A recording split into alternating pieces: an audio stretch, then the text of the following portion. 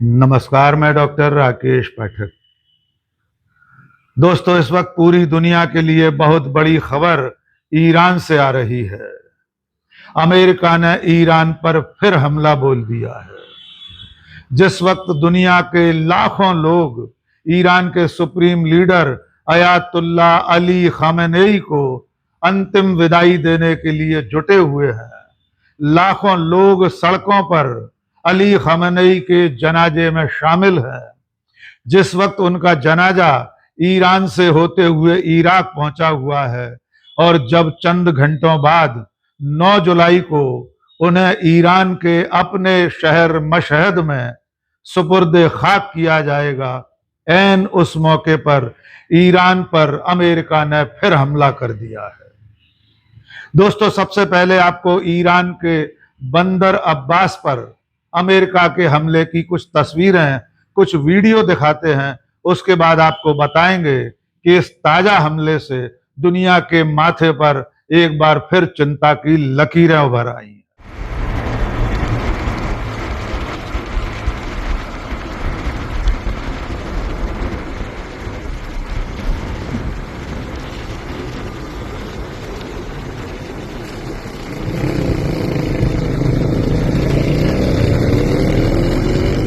ये नजारा था ईरान के बंदर अब्बास शहर के शाहिद हक्कानी पोर्ट का, जिस पर अमेरिका के बम वर्षक विमानों ने मिसाइलों से हमला किया है। एक और वीडियो देख लीजिए जो स्थानीय लोगों ने सोशल मीडिया पर पोस्ट किया है। इसमें भी दिखाई दे रहा है कि ईरान की मिसाइलें बंदर अब्बास पर किस तरह तबाही मचा रही हैं।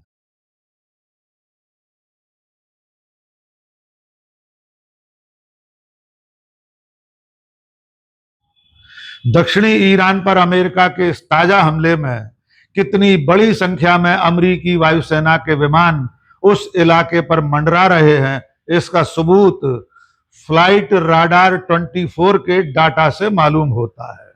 ये जो तस्वीर आप देख रहे हैं, इस तस्वीर में फ्लाइट राडार 24 ने अमेरिकी विमानों के बेड़े को आसमान में मंडराते हुए दर्ज किया है। अमेरिका के इन ताजा हमलों को लेकर पेंटागन ने भी एक वीडियो जारी किया है। आइए पहले वीडियो देख लीजिए, फिर आपको बताएंगे कि पेंटागन और अमेरिका की सेना के कमान ने यानी सेंटकॉम ने क्या दावा किया है।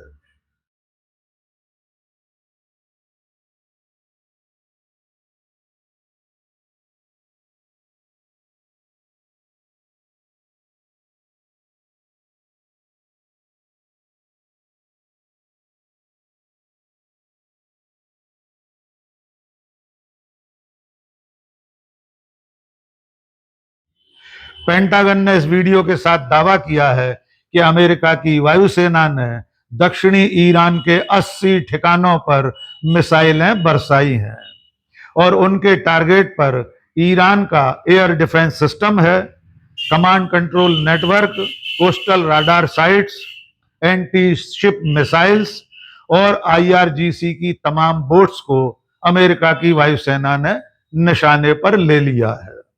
इसमें जो तबाही हुई है उसकी कोई अभी आधिकारिक सूचना नहीं मिली है, लेकिन पेंटागन और सेंटकॉम ने अपने इन ताजा हमलों का वीडियो जारी करके दुनिया को यह बता दिया है कि दक्षिणी ईरान पर अमेरिका के बड़े हमले हुए हैं। इन ताजा हमलों के जवाब में ईरान ने भी ओमान की खाड़ी की तरफ अपनी एंटी शिप मिसाइलों को और ड्रोन्स को लॉन्च कर दिया।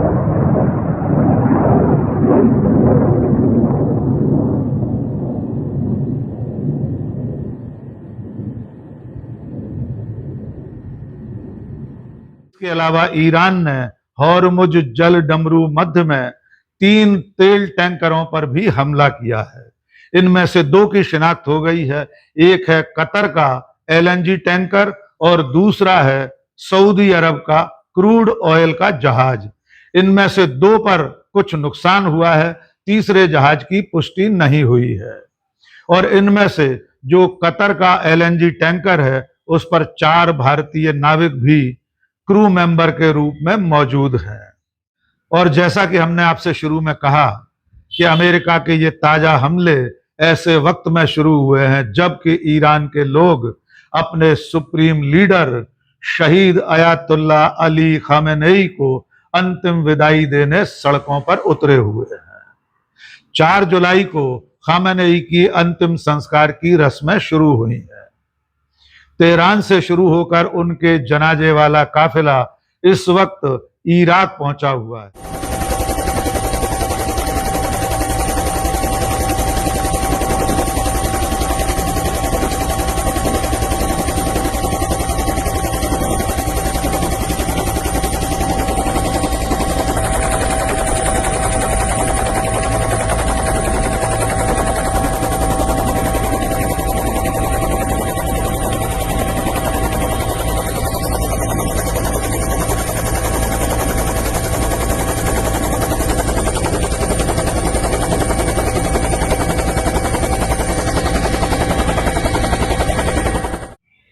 इराक के नजफ और करबला होते हुए अली खामेनेई का जनाजा 9 जुलाई को यानी अब से चंद घंटों बाद ईरान वापस आएगा और ईरान के मशहद शहर पहुंचेगा।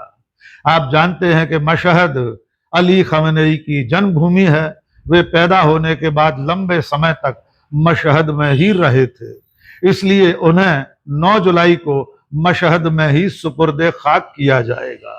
आप जानते हैं कि दुनिया के इतिहास का सबसे बड़ा अंतिम संस्कार इस वक्त देखा जा रहा है। अली खामेनेई के जनाजे में अब तक करीब करीब 2 करोड़ से ज्यादा लोग शामिल हो चुके हैं और कल 9 जुलाई को जब अली खामेनेई कब्र में दफन किए जाएंगे तब तक 2 करोड़ से ज्यादा लोग उन्हें अपने श्रद्धा सुमन अर्पित कर चुके होंगे। उन्हें खिराज अकीदत पेश करने वालों की तादाद इतिहास में दर्ज हो जाएगी।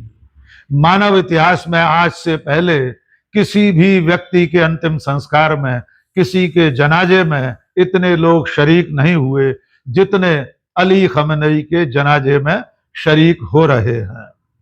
और ऐसे मौके पर भी जबकि एक देश अपने सुप्रीम लीडर को आखिरी तौर पर अलविदा कहने के लिए जुटा हुआ है, उस मौके पर अमेरिका ने हमला करके बम और मिसाइलें बरसा के पूरी दुनिया को हैरान कर दिया है।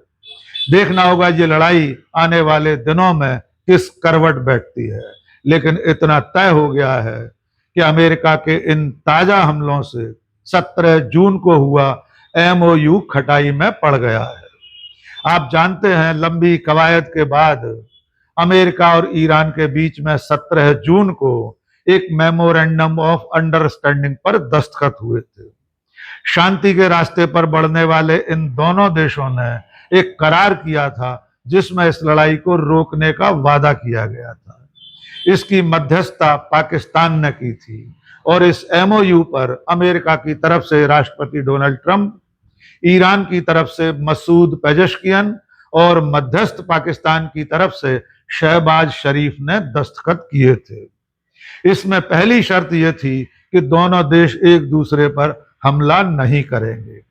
अगले 60 दिनों के भीतर इस शांति समझौते को अंतिम रूप दिया जाना था, लेकिन उसके पहले ही अमेरिका ने दक्षिणी ईरान पर हमला करके इस MOU की शर्तों का उल्लंघन कर दिया है।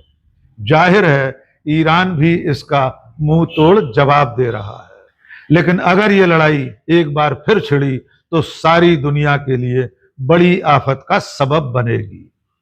आज के इस वीडियो में बस इतना ही। बहुत बहुत शुक्रिया। जय हिंद।